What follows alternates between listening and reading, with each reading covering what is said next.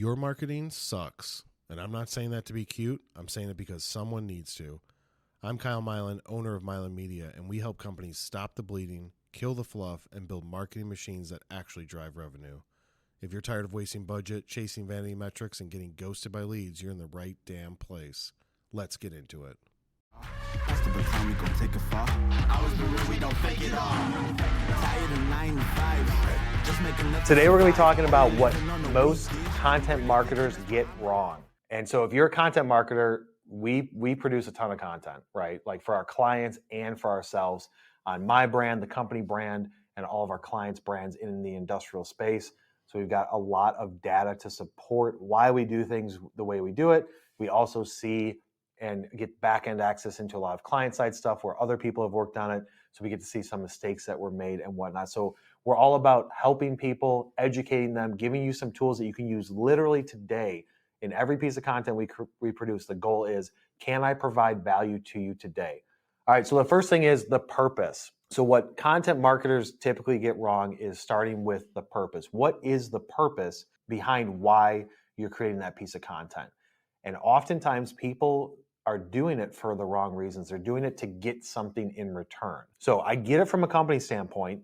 You have to create a piece of content because ideally you want somebody to see it, increase your brand, and then that turns into revenue. But don't solely do it for that reason. Go into it from a standpoint of, I'm trying to educate somebody. I'm trying to help somebody out with something. So I'm creating this piece of content to provide them value first, and I'm not going to ask for anything in return. If something in return comes from it, that would be an ideal state, right? You help somebody out, you educated them, you taught them something, you entertained them for a period of time, and maybe in return, they subscribe to your content. Maybe they go to your website, buy a piece of your equipment, use your services.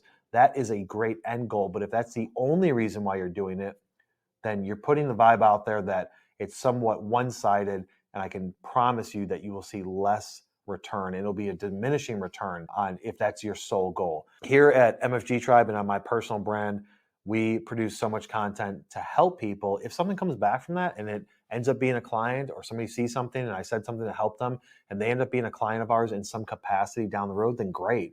But we're not doing it strictly for that reason. But I can tell you that if you go into it from the standpoint of, I just want to provide value to you first before I could even ask for anything in return, ask for your attention, ask for you to share it with somebody that you know, I want to provide value first, then you will see a massive return on that investment. Just putting that out there, you will get results from it. So starting with the purpose, diving in deeper of it, what is the purpose of that specific video? So you're going at it from a standpoint of, I want to educate, entertain, or help somebody with something. Then it's like, what is the ultimate goal of that? Like breaking down that video or that article into different sections of saying, in the end of this, I want them to do this thing. I want them to know this one thing. And then making sure that the structure and the way you have it laid out is going to achieve that. You can't just throw up information on a piece of paper. You can't just throw up information in a video. You have to have some sort of structure to it to where it's easily digestible. Somebody can get some value from it. They can follow along and you're keeping their attention. So if you go at it from that standpoint, I promise you that you will see better results. The next point is going to be the volume of the content. This is where everybody in this specific space gets it completely wrong. Volume of content is going to dictate how much value you can provide, how much return you can get on that investment of making that piece of content, and then result into whatever ROI that you're seeking. Too often people think that if I post one time a week on LinkedIn, or if I create one video a month, and they look at the results of that one piece of content, or maybe it's 5, and they're judging the results based on that and saying, this doesn't work, this method, this strategy doesn't work, then it's a false sense of saying that it doesn't work because you have not given it the amount of volume that you need to get it to work, right? So great strategy, great idea, but the execution is where it failed. You have to be creating a significant amount of volume. And the main reason for this is that everybody that you're trying to produce content for is very busy. And if they're very busy, there's a lot of distractions. And if there's distractions, that's basically noise. Does not matter the platform. Does not matter if it's the phone, email, social media, YouTube. There's a lot of things going at them from a standpoint of watch me, read this. And then you've got the advertising side of it where people are like, no, pay attention to the right side of the banner. No, pay attention to this non-skippable ad. All of that's going on in their face. So you have to make sure that you're producing enough content that you can break through that. So specifically on LinkedIn, when we were posting one time a day for the past year and a half, I was getting X amount of impressions on my content. It was around like 20, 25,000 impressions a month on my content on my personal profile. At the end of last year, I said, let's just do a test and let's post 3 times a day. And the team was like, damn, that's a lot of content. And it is a lot of content. But let's just test it out and see the results. After 28 days, we're at, 50, 60,000 impressions a month, more engagement, more people messaging me, more people saying, dude, that helped me, voting on our polls, whatever it is, right? Then I said, let's keep it going and see how high we can take this. We now have it up to right around 100,000 impressions a month on my personal profile of the content I produce. Now, that may not seem a lot to like a lot of bigger brands that have more followers that are getting more engagement. That would probably be true. But going from 20 to 100 in 30 to 60 days is pretty massive. And the only variable that we changed is the quantity of posts per day. Now, you may be thinking, dude, 3 posts a day is ridiculous. I work for a business. I can't possibly be doing that. Yeah, that may be true. Do you have an assistant? Do you have a team that also works there that can post stuff? I mean, if we're talking company page, you can post multiple times a day because if you think about it, not everybody's going to see it. When you log into LinkedIn, you're going to see whatever is trending or popular at that point in time. Maybe one of your connections that you follow and engage with just posted something that shows up on your feed. But if I posted something yesterday and you happen to come in LinkedIn at 10 o'clock today or 11 o'clock today, and I haven't done my post for the day yet, and then you're off of LinkedIn within 20, 30 minutes, there's a high likelihood you aren't going to see the post I did yesterday. And if you don't come back for 2 days, you're not going to see the post that I did today. So it's from a timing standpoint that if you're pushing out enough content at various times of the day, various frequencies of the week, there's a higher likelihood that you will capture that person on that specific platform when you're trying to get their attention. It's different on each platform, but everybody will tell you that more content will not hurt you unless it's your pocketbook and you're paying somebody else to do it. But you will see an ROI to make that justified spend, to spend the resources and the time and have your team do that. But it's all about volume. There are people that will say, post less frequently, you'll get more engagement on that post. 100% true. If I only post 1 time a week, I had a massive following that was just like dying for my content, then that single post would get a lot of engagement.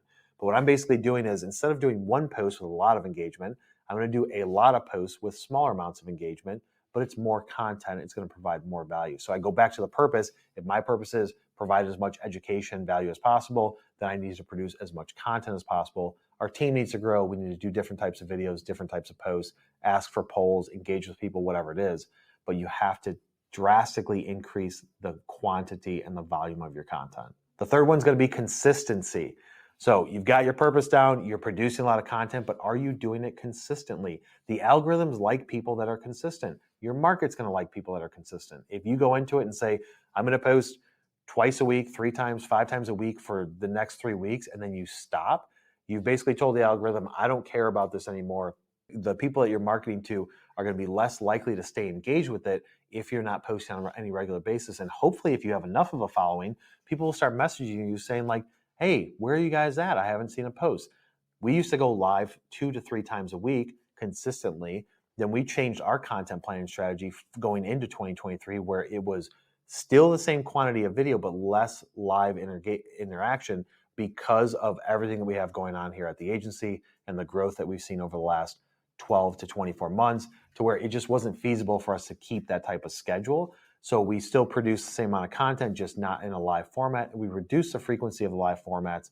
So we're spreading out all the attention that we were getting, small amounts of attention on multiple videos into hopefully the goal is more attention when I do go live. But we have had numerous people message, leave comments on YouTube saying, hey, when are you guys going to go live again? Because I have not seen you in a couple of weeks.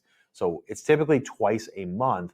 And then we have some other team members that are doing their own live shows. Think about it from the standpoint of if you're not consistent, then you're not going to be able to see the long-term play and the long-term results of the action that you're taking with video. Video is not an instant gratification thing. You can post a video today that you create or an article today that gets immediate engagement and gets some gratification for you to hopefully fuel you to produce more in the future. But if you want to look at it from the standpoint of I'm trying to push my brand out there, my company brand, at a massive amount of scale, and we're the underdog and there's bigger companies for us, then you have to look at it from a long-term play standpoint. That is where people fall off. No different than in sales, the money is made in the follow-up because most people do the sale, quote somebody, and then they forget to follow up past the immediate responses. That is where the money's made. No different than with video and creating content. You have to be consistent with every single week or every single day for a long period of time. If you look at anybody that's popped off on YouTube, all of the content creators out there across the world, they were producing videos for years, every single week, every single month before one of their videos took off and then their channel grew. No different than videos for an industrial manufacturing company. You produce one video. Typically, people would say, I'm going to make one video, 4 minutes long, company overview. It's going to go on my homepage, go on my About Us page, and that's all we're going to do for a year.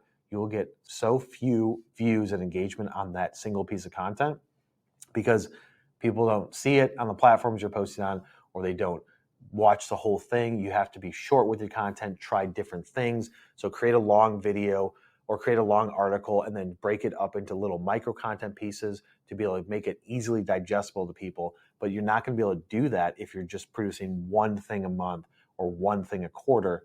You have to develop a consistent pattern to where your volume is increasing and you're doing it consistently over time, and then test and measure after you've given it some runway to breathe, like 60, 90 days, look at the results and then make adjustments from there. The last one's going to be the distribution platforms. Where are you putting this content? Whether you're writing content or creating videos, where are you going to put it? It all has to live somewhere, but you have to think about it from a standpoint of where is the lowest valued attention? Where can you get attention from people the cheapest? Where are people spending their time? It can go on your website if it's a video. It can go on your website if it's an article. But if your demographics on LinkedIn, you need to be posting on LinkedIn, but in a format that is friendly for that. So you can post a link to your article on LinkedIn company page, right? And it's going to take them away from LinkedIn. But LinkedIn doesn't typically like that. They want people to stay in the platform, no different than any other social platform. They want you to stay in it. So you could take an article and break it up into little snippets, post that as opposed to the company page, and say, check out our website to see the full article. So you're trying to trap the engagement, stop people from reading further, right? You're trying to stop the scroll, get them to see what you wrote, read a little snippet of it and say, yes, I do want to click it. Or you can say, the link is in the first comment, right? You can make a comment, put the link there, so that way you're kind of playing with the algorithm from a LinkedIn standpoint. No different than on video. If you post a link to a YouTube video, you would think that people would click it to watch the whole thing, but most of the time they don't, and LinkedIn doesn't really push it that hard. So changing that to native uploaded content that's in vertical format, not square, that is posting regularly every day or a couple times a week, you're going to see more engagement. If the type of video that you post in there is 30 to 60 seconds, then you can play on the short attention span and give people small, easily digestible pieces of content. That can go on LinkedIn, upload as a native post, and that could go up to YouTube Shorts because YouTube's promoting Shorts a lot so far this year because they're trying to compete with TikTok. You can take that to TikTok if you're a personal brand. You would want to also put the long-form content and video. You would want to put the long-form content link embedded onto your website, multiple different pages. You can create a video library on your website, no different than a blog, but just for videos, where you list out in tiles all of your different long-form videos. You can have a section on the right-hand side of your website where you're putting in some short content feeds. You can have every single page of your website where you're talking about a service or a product needs to have its own video. If you're talking about a product, have a video about that product, not just 3D rendering, animation, exploded views. I'm talking about explaining the value proposition, interviewing with clients. All of that, those strategies are built into one single video so somebody can click it. And then maybe as you go out throughout the page, there's little short videos that you create, but you have to look at it and say, I can't just put it in one location because I'm capturing an audience that goes to that location. But if I want to drive people to where the final video is, like let's say it's YouTube or your website, then you have to pull them from different resources. You have to send it out through email marketing. You can send it out through email marketing, then pick up the phone and call these people. Hey, we sent you a video that I thought you might get some value out of. Check it out. Let me know. Share it with your team. Post it up on LinkedIn. Twitter, I still would not pay attention to. Facebook and Instagram, unless you got a big following there, which most industrial companies don't, that's not going to really provide a lot of value for you. But you have to distribute it to all the platforms, possibly slightly tweak it to that platform's specifications. I feel like LinkedIn native upload versus YouTube upload on Shorts can be the exact same video. It's just a different platform. Using the proper hashtags within that environment, if it's on social or YouTube, is important because that's how you're going to get discovered. That's how people are going to find it. That's going to help the algorithm tell you what you're trying to, like the demographic that you're trying to go after. So you have to slightly customize the post to each platform, but I feel like there is some cross-pollination of this video can go on LinkedIn. This video can also go on YouTube Shorts. The long video can go on YouTube. It could also go on the website. The short video, maybe you create a different, shorter version of the video that goes on your website. Maybe you upload natively a wide format video on LinkedIn. You have to test out your specific demographic and then based on that data, make adjustments to your strategy all the time, like every single month. We're constantly testing things here where we will change a thumbnail on a YouTube video. All of a sudden we get more views. Change the way we're captioning it, change the cuts that we use, the styles, the lighting, the scenery, who's in the video. We test this stuff all the time to figure out what's the best method. And it's no different than what we do with our clients. We produce a video, but then we change up the format and see how are people engaging, like what are they engaging the most on LinkedIn? Is it an article? Is it a graphic with like an infographic or just a regular graphic link back to the website? Or is it a video? And then looking at videos, is it a short video, a long video? Is it a client testimonial? Is it an explainer video? Is it a link to a video where it was a webinar? All those things have to be tested, look back at the data, and then once you figure out your ecosystem of what's working for you the best right now, double down on those different areas and see where can you have that bell curve of performance fall off. So once you reach there and you reach that plateau of like, yeah, it worked, we're getting more people from these different channels, these things are working, how do we want to make it better? Then you can make adjustments even further from there to really raise the ceiling on it. As always, guys, I appreciate your time. Go over to YouTube, subscribe to the channel, turn on notifications. We are posting videos every single day. We are growing our team. Right before this meeting, we're interviewing more people to produce even more videos. So that's what it's all about, is providing as much value to you guys as possible. Hopefully you got something out of this. Share it with someone that you know. We will see you on the next one. If you're still listening, it means you know I'm right. Your marketing sucks, but it doesn't have to. Fixing it is what we do at scale every day. So stop playing small and start making moves. Subscribe to Your Marketing Sucks and hit up Milan Media if you're ready to turn this thing around. Until next time, try and suck less.